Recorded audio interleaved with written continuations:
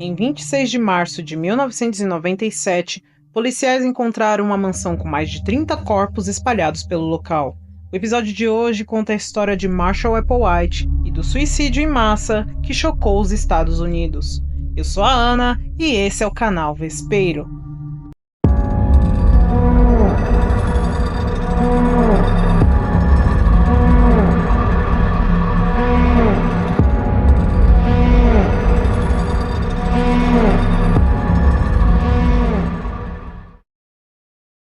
Marshall Hearst Applewhite Jr. nasceu em 17 de maio de 1931 na cidade de Spur, que fica no estado norte-americano do Texas. Na infância, Marshall era uma criança muito religiosa e atuou em várias organizações estudantis. Em 1952, ele se tornou bacharel em filosofia e matriculou-se no Seminário Presbiteriano da União para estudar teologia, na esperança de se tornar ministro, assim como era o seu pai. Nessa época, ele se casou com uma mulher chamada Anne Pierce, com quem teve 2 filhos, Mark e Lane. Pouco tempo depois, ele decidiu abandonar os estudos e iniciar uma carreira musical, tornando-se o diretor musical de uma igreja presbiteriana na Carolina do Norte. Em 1954, foi convocado para o Exército dos Estados Unidos e serviu na Áustria e no Novo México. E 2 anos depois, ele deixou as Forças Armadas e foi para a Universidade do Colorado, onde obteve um mestrado em música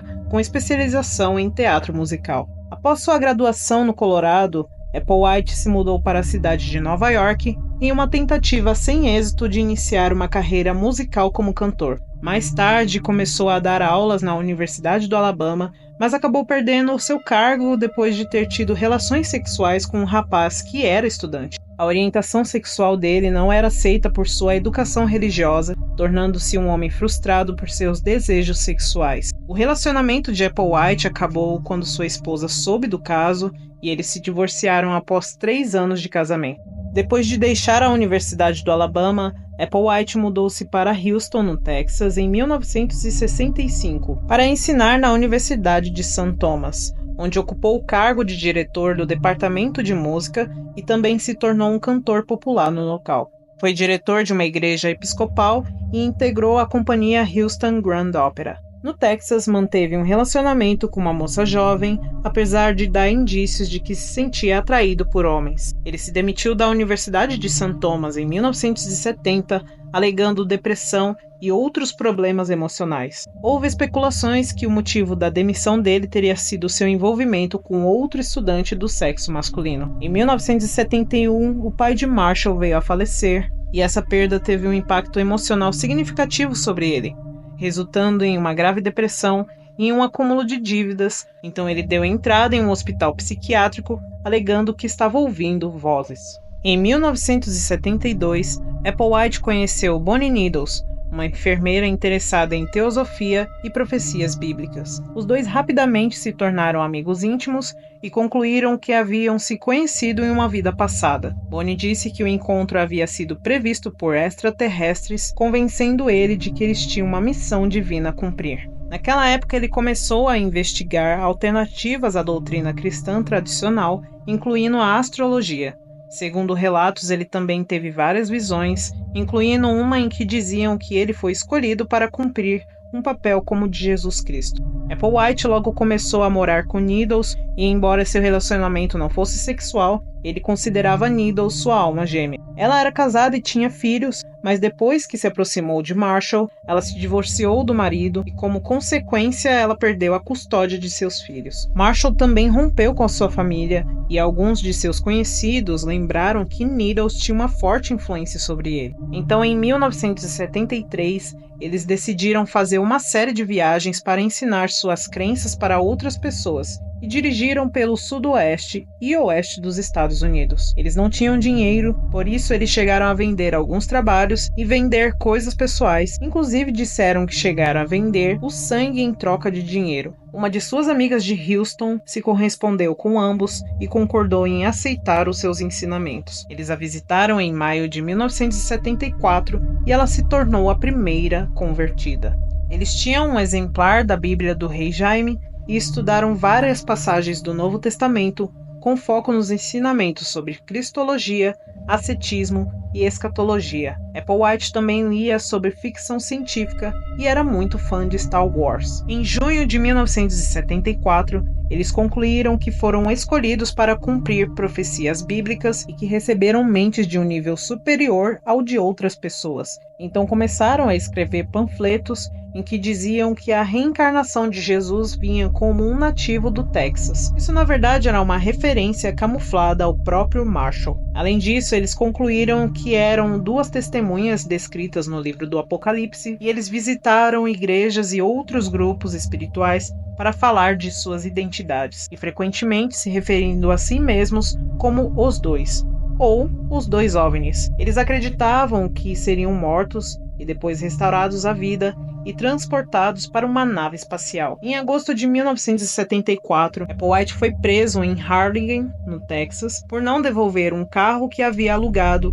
em uma de suas viagens no Missouri, e ficou em cárcere por 6 meses. Após a libertação de Applewhite, ele decidiu com Needles que precisava entrar em contato com extraterrestres em busca de seguidores com a mesma opinião. Então eles fizeram várias publicações de reuniões recrutando discípulos que foram chamados de os tripulantes. Nas reuniões, eles diziam ser representantes de seres de outro planeta e estavam à procura de participantes para um experimento na qual seriam levados a um nível evolutivo superior. Depois eles se referiram a si mesmos como Guinea e Pig. Os dois raramente conversavam pessoalmente com os participantes, apenas pegavam os números de telefone com os quais podiam contatá-los. Eles inicialmente nomearam sua organização como Anonymous Sexaholic Celibate Church, mas logo ficou conhecida como Human Individuals Metamorphosis. Mais tarde, Applewhite e Needles adotaram os nomes de Bo e Pip e enviaram anúncios para grupos na Califórnia. Eles foram convidados a falar com devotos do movimento do New Age em abril de 1975, que era um movimento em ascensão em várias partes dos Estados Unidos. Nessa reunião, eles convenceram mais de 20 participantes a segui-los. Em setembro de 1975, no Oregon,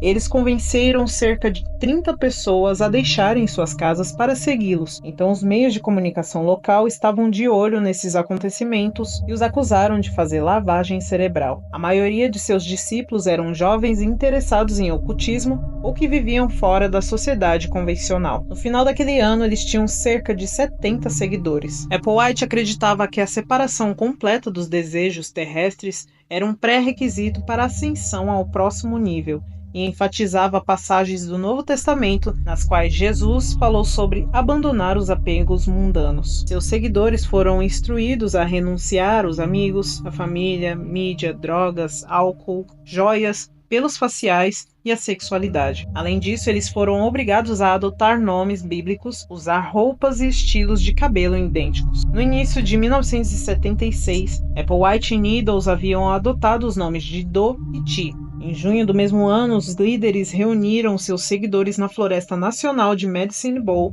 prometendo uma visita ao OVNI, mas Needles depois anunciou que a visita havia sido cancelada. Applewhite e Needles então dividiram seus seguidores em pequenos grupos e eles chamaram os grupos de estrelas. Durante 3 anos, o grupo viveu em acampamentos, geralmente no Texas, e eles normalmente se comunicavam com seus discípulos por escrito ou por meio de seus assistentes. Evitavam também revelações individuais, amizades íntimas e limitaram os contatos do grupo com pessoas de fora do movimento, tornando seus seguidores totalmente dependentes deles. Lá eles assistiam filmes de ficção científica e diziam que todos eram livres para desobedecer, o que foi chamado mais tarde de ser uma estratégia nomeada como a ilusão da escolha. No final da década de 70, o grupo recebeu uma grande quantia em dinheiro, possivelmente uma herança de algum membro ou doação da renda dos seus seguidores. Esse capital foi usado para alugar casas, inicialmente em Denver e depois em Dallas. Applewhite e Needles tinham cerca de 40 seguidores naquela época e o grupo era secreto sobre o seu estilo de vida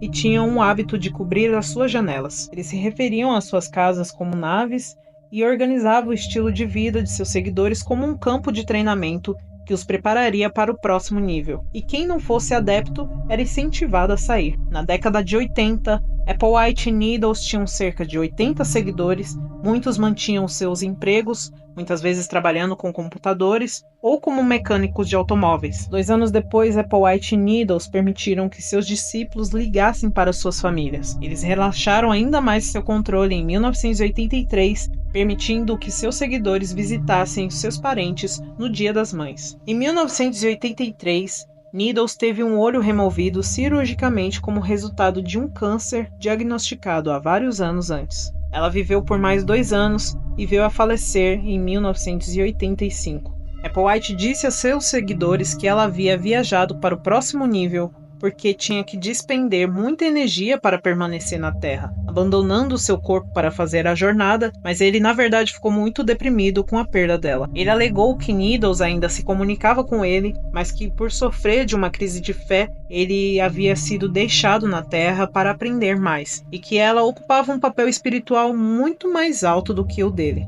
A partir disso, ele começou a identificar Needles como o pai e frequentemente se referia a ela com pronomes masculinos. Seus seguidores o apoiaram durante esse período, então organizou uma cerimônia na qual ele simbolicamente se casou com seus seguidores. Applewhite também alterou sua visão de ascensão. Antes ele ensinava que o corpo ascenderia fisicamente, ou seja, que o seu corpo seria levado da Terra até o próximo nível, mas mais tarde ele deduziu que o céu bíblico na verdade era um planeta no qual seres altamente evoluídos habitavam e concluiu que Needles havia viajado para uma nave espacial e recebido um novo corpo e que seus seguidores e ele fariam o mesmo. Então eles consideraram que a morte por suicídio seria necessária. Ele enfatizou que Jesus era um extraterrestre que tinha vindo à Terra, foi assassinado e ressuscitou corporalmente dos mortos antes de ser transportado para uma nave espacial. Marshall foi se tornando cada vez mais paranoico,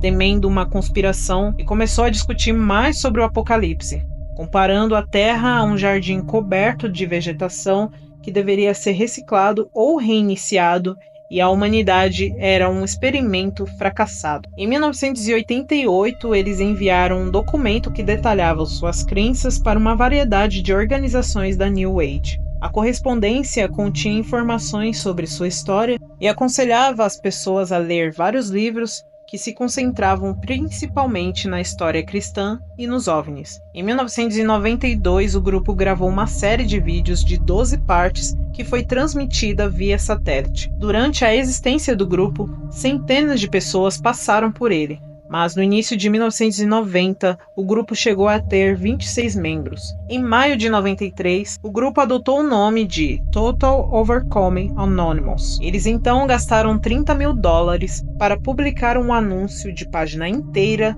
no USA Today, que advertia sobre o julgamento catastrófico que ocorreria na Terra. Sua publicação levou cerca de 20 ex-membros a se reunirem no grupo. Ele publicou alguns de seus ensinamentos na internet, mas ficou impressionado com as críticas que recebeu. Naquele ano, falou pela primeira vez da possibilidade de suicídio como uma maneira de alcançar o próximo nível, explicando que tudo que era humano tinha que ser abandonado antes que alguém pudesse evoluir. A organização foi então renomeada para Heaven's Gate. O grupo se concentrou cada vez mais na supressão dos desejos sexuais, então Applewhite e outros 7 optaram pela castração cirúrgica.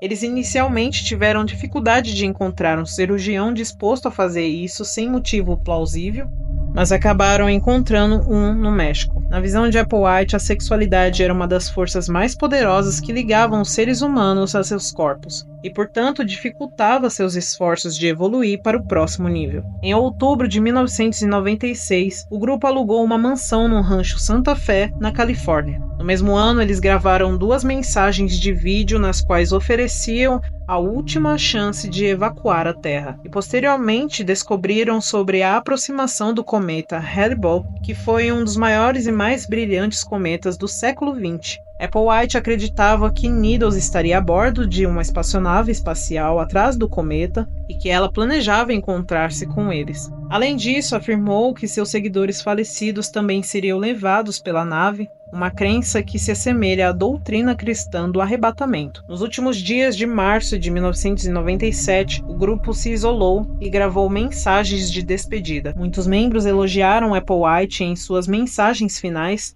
e gravaram o último vídeo pouco antes de sua morte, no qual chamou os suicídios de a saída final do grupo. Segundo a polícia local, todos os indícios são de que as mortes foram causadas pela combinação de uma droga chamada fenobarbital, que teria sido consumido com purê de maçã ou pudim, álcool e asfixia pelos sacos plásticos sobre a cabeça. Após as mortes, eles eram cobertos com uma mortalha roxa. Eles usavam tênis da marca Nike e uniformes pretos com remendos que dizia Heaven's Gate Away Team.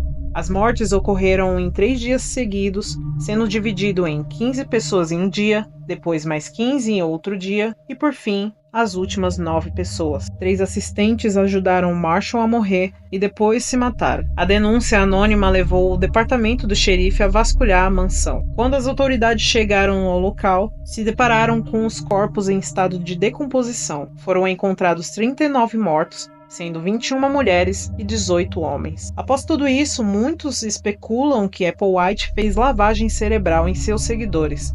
Outros dizem que eles estavam dispostos a seguir Applewhite no suicídio porque se tornaram totalmente dependentes dele e, portanto, eram incapazes de viver em sua ausência. Outros estudiosos dizem que o suicídio em massa estava ligado a 2 fatores. Primeiro, que ele os isolou socialmente e cultivou uma série de atitudes de completa obediência religiosa neles. E você? O que acha que levou tantas pessoas a acreditarem em Marshall e Bonnie? Deixa aqui nos comentários. Até a próxima história, aqui no Vespeiro.